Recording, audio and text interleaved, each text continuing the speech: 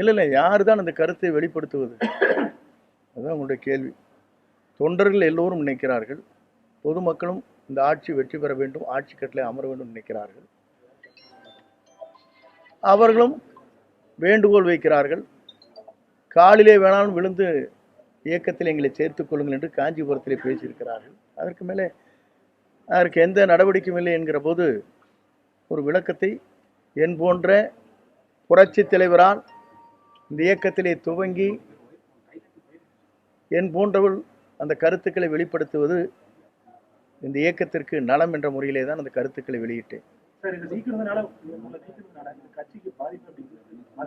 நீங்க போக போக காலம்தான் பதில் சொல்லணும்னு சொல்லிட்டு தொண்டர்களுடைய விருப்பத்தை நீங்க சொல்றதா இப்போ கட்சி தலைமை நடவடிக்கை எடுத்திருக்கு. அப்ப இந்த கட்சி தலைமை வந்து தொண்டர்களின் விருப்பத்துக்கு எதிராக செயல்படுது அப்படின்னு இல்லை. உங்களை போன்றலாம் இல்லைங்க, ஜென்ரலாக உங்களை போன்றீங்களா சும்மா ஆஃப் த ரெக்கார்டை வச்சுங்க. நீங்கள் எல்லாருமே காமனாக கேட்பீங்க, சொல்கிறாங்களா இல்லையா?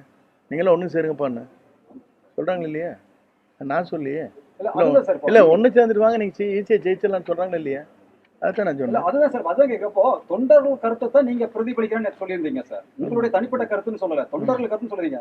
அப்போ உங்களுடைய கருத்துங்கிறது தனிப்பட்ட கருத்துல தொண்டர்கள் கருத்து அப்படிங்கிற போது அந்த தொண்டர்கள் கருத்துக்கு பொதுச் செயலாளர் மதிப்பு கொடுக்காம அதை புறக்கணிக்கிறாராங்கிறதான் கேள்விங்க. தொண்டர்கள் கருத்தை புறக்கணிக்கிறார். கருத்தை நான் வெளிப்படுத்தி இருக்கிறேன். நீங்கள் கேட்கின்ற கேள்விக்கு பொதுச் செயலாளர் தான் பதில் சொல்ல வேண்டும்.